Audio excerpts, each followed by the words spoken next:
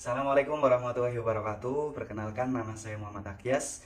Pada kesempatan kali ini saya akan memberikan materi tentang perbuatan bebas dan perbuatan keji, yakni menghindari pergaulan bebas dan perbuatan keji. Surat yang pertama yang akan kita bahas yakni adalah surat Al-Isra ayat 32 yang berbunyi Bismillahirrahmanirrahim. Wala taqrabuz zina innahu kana fahisyatan wa sa'a sabila.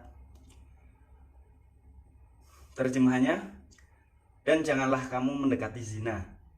Sesungguhnya zina itu adalah perbuatan yang keji dan suatu jalan yang buruk. Dalam komentarnya ini Imam Al-Qurtubi mengutip pendapat para ulama mengatakan bahwasanya firman Allah la taqrabuz zina ini itu lebih mendalam maknanya daripada la tazinu, janganlah kamu berzina. Lafaz la taqrabuz zina ini lebih mendalam, artinya seperti apa? Artinya bahwa di dalam ayat ini Allah bukan hanya melarang kita untuk melakukan zina, tetapi juga melarang kita untuk melakukan perbuatan yang dapat mendekati atau dapat menjadikan kita berbuat zina. Kemudian Imam Asy-Syaukani ini juga mengatakan bahwa pelarangan zina di Al-Quran ini didahului dengan pengantar kata janganlah kalian mendekati zina. Maksudnya janganlah kalian mendekati ini didahului dengan kata-kata tersebut, wala la taqrabu, la taqrabu. Seperti itu. Pengantar ini juga menunjukkan bahwa segala kreativitas budaya yang mengorientasikan seseorang atau mengorientasikan perilaku manusia yang dapat memungkinkan melakukan perzinahan ini tidaklah diperkenankan atau diharamkan oleh Allah Subhanahu wa taala. Maka ini berarti Imam Asy-Syaukani sendiri itu setuju dengan pendapat Imam Al-Qurtubi bahwasanya makna eksplisit dari ungkapan la taqrabuz zina itu sudah mencakup la tazinu, seperti lafaz. Seperti juga Allah pernah mengatakan wala taqul lahuma ufin, janganlah kamu mengucapkan kepada kedua orang tuamu kata atau kata ejekan. Ufin itu kata ejekan, itu enggak boleh. Kata atau kata ejekan saja tidak boleh. Nah terus nanti kalau seumpama memukul orang tua ini gimana? Itu maka lebih tidak boleh. Kalau dalam usul fikih ini masuknya bab majasnya majas aulawi itu luih-luih bahasa Jawanya. Contoh la taqrabuz zina, kamu jangan mendekati zina, kamu jangan mendekati zina, mendekati saja tidak boleh apalagi berzina. Seperti wala taqul lahuma ufin, janganlah kamu mengucapkan kepada kedua orang tuamu perkataan atau perkataan yang menyakiti mereka. Perkataan saja itu sudah menyakiti, apalagi perbuatan sampai memukul, menendang atau lain sebagainya. Kemudian hal-hal yang mengantarkan seseorang berbuat zina ini ada banyak. Di antaranya adalah kholwat. Kholwat adalah bersepi-sepian, berduaan antara laki-laki dan perempuan yang bukan mahram atau muhrim. Ini di dalam tempat sepi atau di tempat sepi atau tempat yang tersembunyi. Kemudian yang kedua adalah mengumbar aurat. Mengumbar aurat, ada yang tahu aurat laki-laki itu dari mana sampai mana? Atau aurat perempuan itu dari mana sampai mana? Kalau aurat laki-laki itu dari antara pusar sampai lutut. Kemudian kalau aurat perempuan itu jami'ul badan ila wajhu wa ilal wajhi wal kaffaini. Jadi aurat perempuan itu seluruh tubuh kecuali telapak tangan dan raja. Kemudian yang ketiga adalah pandangan mata yang liar.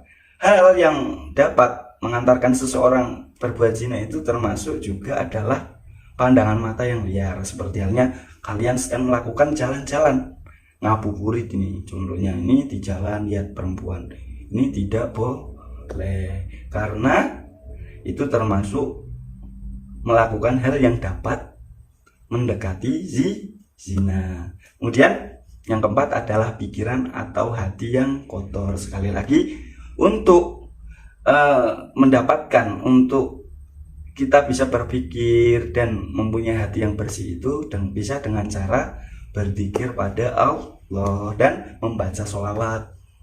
Kemudian Al-Qurtubi mengatakan bahwasanya zina ini dapat menjerumuskan seseorang ke neraka jahanam, dan zina termasuk kategori dosa yang besar.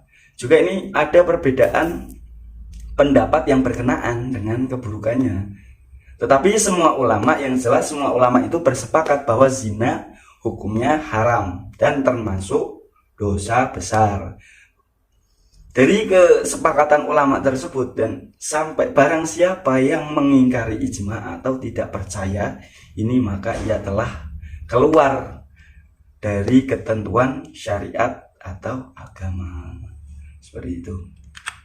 Kemudian ayat yang kedua yang akan kita bahas adalah Quran surat An-Nur ayat 2 yang berbunyi, Az-zaniyatu waz-zani fajlidu kulla wahidin minhuma mi'ata jaldah wala ta'khudhukum bihima raf'atun fi dinillahi in kuntum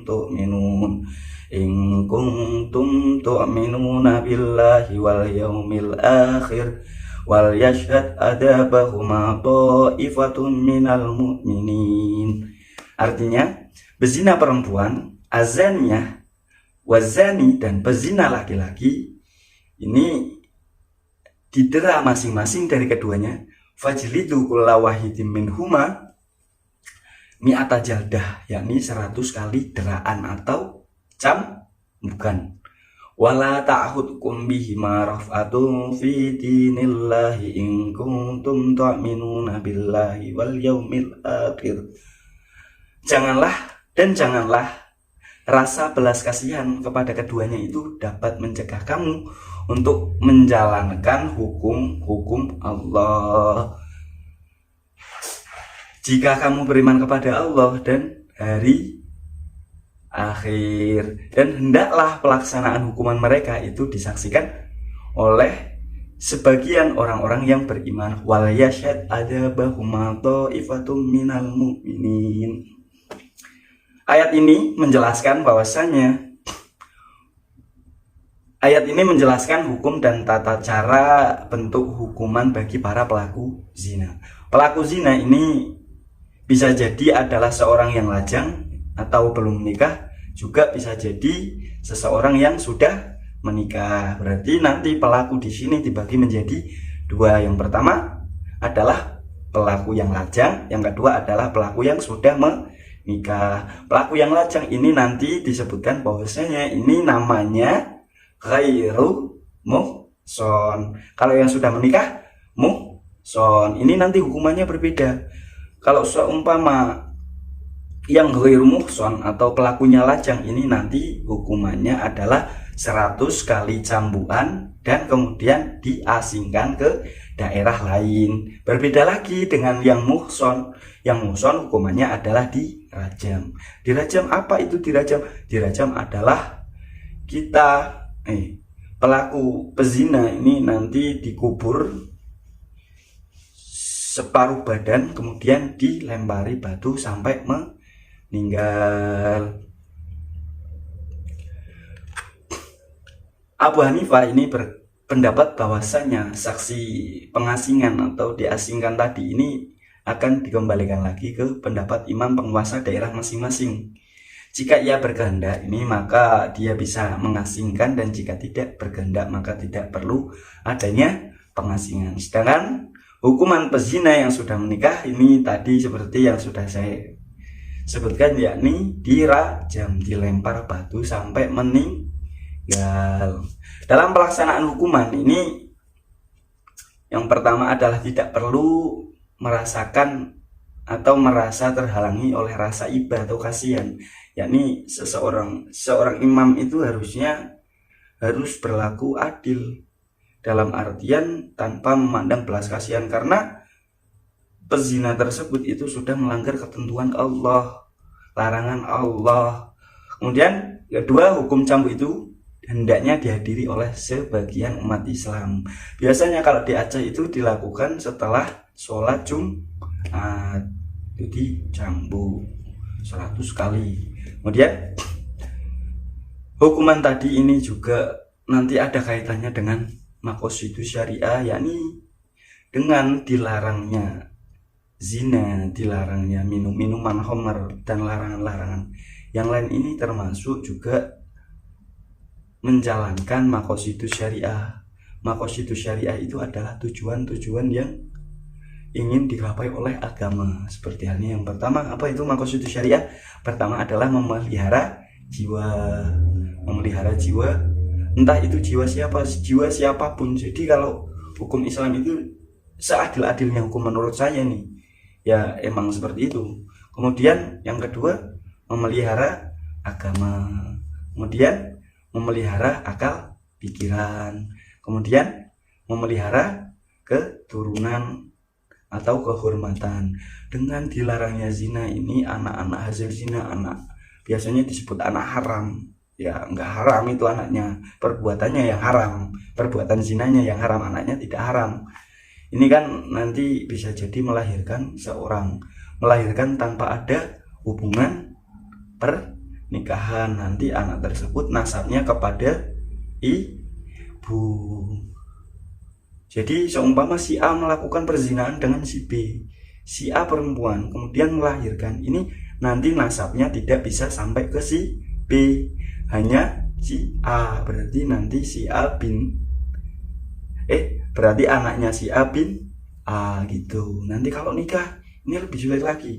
Nanti kalau nikah ini nanti yang menikahkannya adalah hakim, bukan orang tuanya, karena anak tersebut lahir tidak dengan akad yang sah. Kemudian zina ini apa? Dari tadi kita sudah membahas zina. Apa sih itu zina? Zina adalah ilajul, dalam fikih itu ilajul zakari bifarjin muharramin bi'ainihi kholin anisyubhati mustahiyin. Zina adalah memasukkan kelamin laki-laki memasukkan ke dalam kelamin perempuan yang haram, sebab ainnya, kehanannya, dan sepi dari syubhat. Terus kemudian perempuan tadi juga membawa nafsu. Kita akan rinci lagi. Ilajud dzakari bifarjin muharramin bi'ainihi.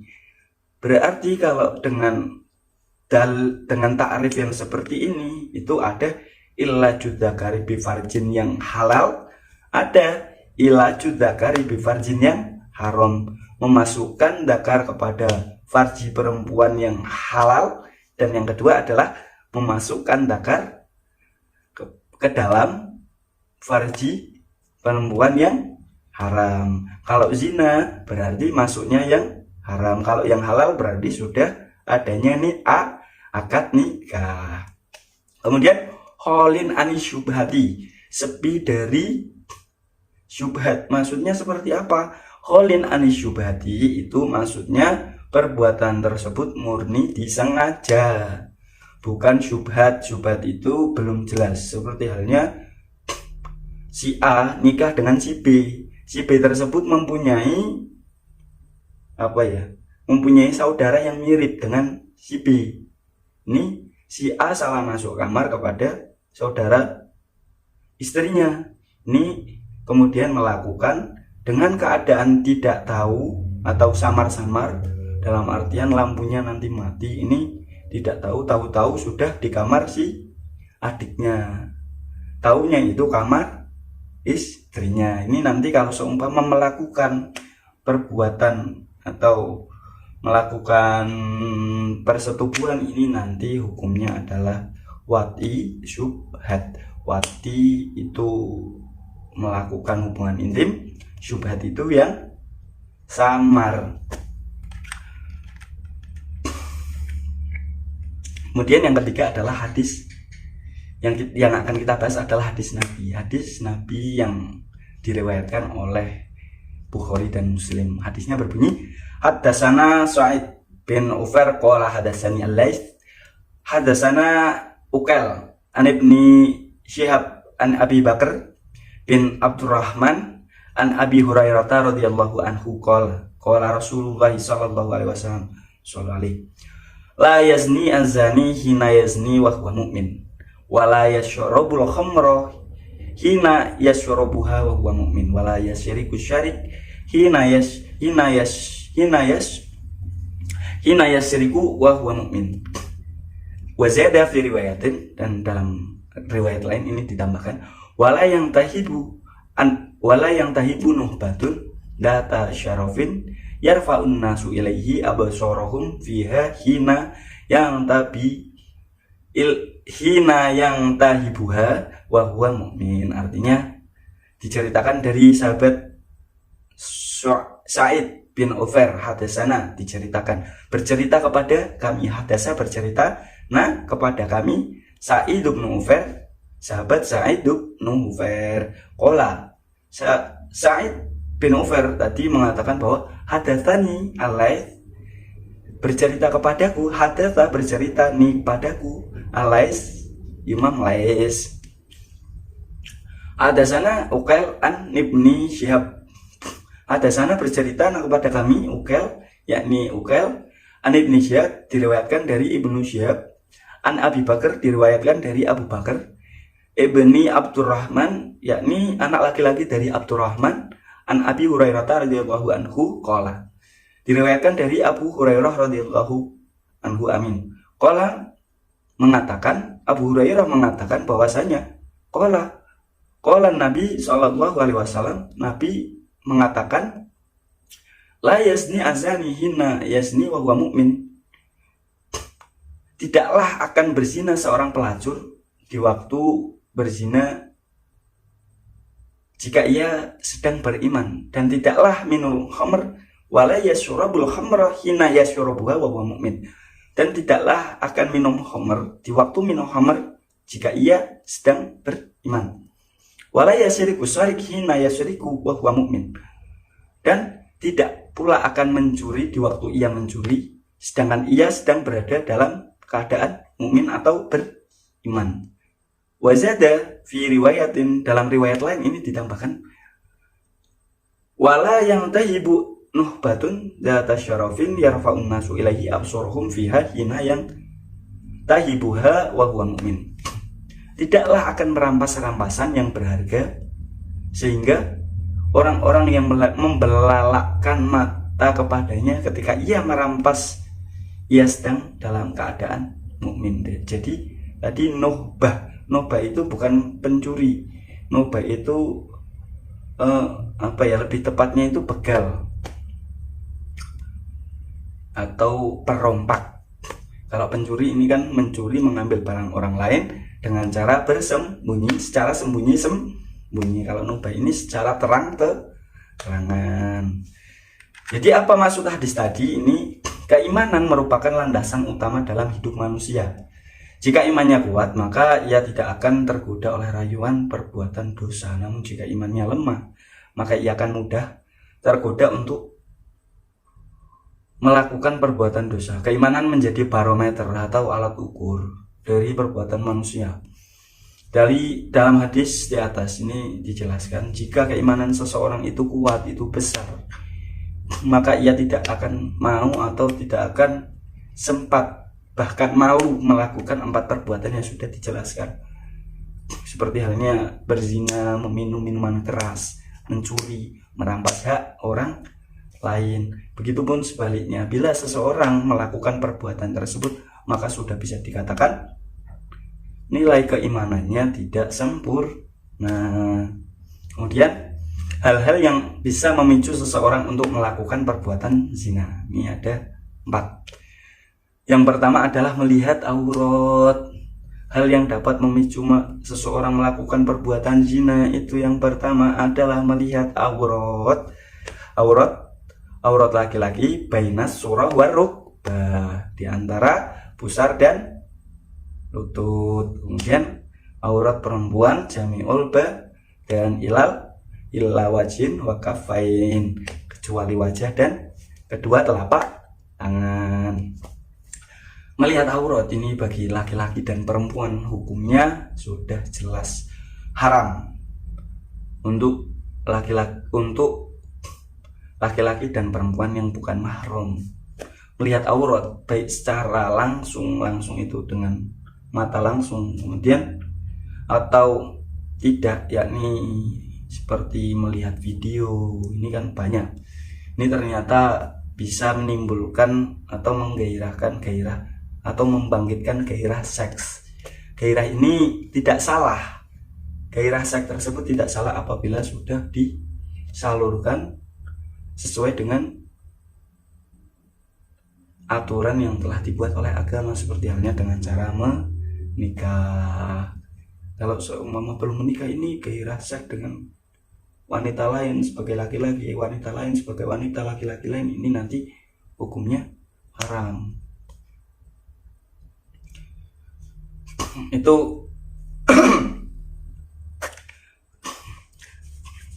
kemudian yang kedua adalah mendengarkan hal-hal yang dapat mengundang hawa nafsu. Selain melihat, ini mendengarkan hal-hal yang dapat menjerumuskan kita melakukan perbuatan zina atau perbuatan yang lain yang dalam artian tidak bagus. Ini yang bisa mengundang hawa nafsu, itu semuanya harus dihindari. Tidak menutup kemungkinan dalam bergaul ini diantara kita semua ini kadang kita bercerita atau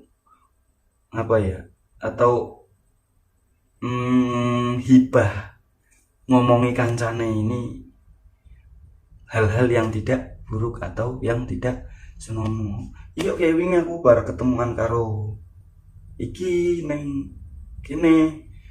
Nah, itu termasuk hal yang tidak sepatutnya diceritakan. Itu termasuk aib, harusnya dijaga.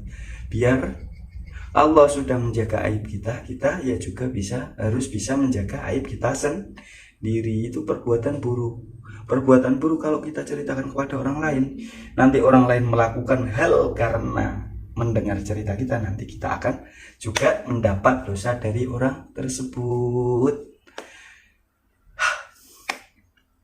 Banyak sekali, kemudian akhir-akhir ini juga banyak sekali lirik lagu yang isinya mengajak melakukan ke hal-hal yang buruk seperti rayu-rayuan, pacaran, perselingkuhan dan lain sebagainya. Ini skip. Kalau seumpama kalian mendengarkan, langsung skip, next gitu loh. Ini hal-hal tersebut ini besar kemungkinan akan menghantarkan kita untuk melakukan hal-hal yang diharamkan, mencoba hal baru, penasaran karena sering mendengar seperti ini, karena sering melihat video yang seperti ini, nanti akhirnya penasaran jadi melakukan perbuatan haram. Ini nanti hukumnya gimana? Sudah tidak boleh. Kemudian yang ketiga adalah pergaulan bebas antara laki-laki dan perempuan. Pergaulan laki-laki dan perempuan ini merupakan interaksi yang normal. Sebagai wujud makhluk sosial ini normal. Interaksi laki-laki dan perempuan ini dikatakan baik dan sehat apabila tidak melanggar aturan atau ketentuan sosial, budaya ataupun ketentuan agama, yakni syariat.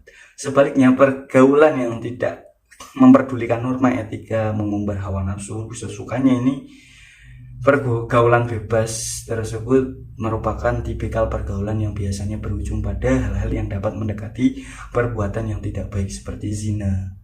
Seperti nanti akhirnya dugem gara-gara punya teman yang seperti ini, akhirnya ikut dunia gemerlap atau dugem, minum minuman keras, mengkonsumsi narkoba atau lain sebagainya, ataupun zina itu sendiri. Kemudian yang keempat adalah berduaan ataupun kholwat dengan lawan jenis yang bukan mahramnya, atau bisa disebut dengan pacaran. Kholwat dalam bahasa Arab ini berarti berduaan di tempat yang sepi atau di suatu tempat yang tersembunyi, di mana tidak ada orang lain atau adanya orang lain, namun pembicaraan mereka berdua ini tidak bisa didengarkan orang lain. Entah itu berduaan tadi, entah itu bisnis, meeting, atau belajar kelompok, dan lain-lain. Ini apapun alasannya itu termasuk khalwat. Khalwat itu hukumnya haram. Jalan-jalan menuju kemungkinan yang dapat menarik kita melakukan perbuatan zina itu sebenarnya banyak, sebagaimana yang sudah saya jelaskan tadi. Ini tadi semua itu bisa dihindari dengan cara mendekatkan diri kepada Allah, meningkatkan rasa keimanan, ketakwaan. Kemudian untuk meningkatkan rasa keimanan, ketakwaan ini bisa dengan lewat jalur pendidikan agama, ngaji, atau ikut majelis, atau lain sebagainya. Orang tua dan guru ini memiliki peran andil yang cukup besar dalam hal ini.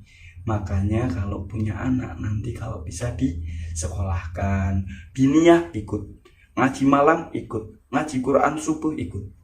Insya Allah semoga kita semua dijauhkan dari perbuatan-perbuatan yang dilarang oleh Allah dan Rasulullah. Cukup sekian yang dapat Bapak ajarkan pada siang hari ini. Kurang lebihnya, Assalamualaikum warahmatullahi wabarakatuh.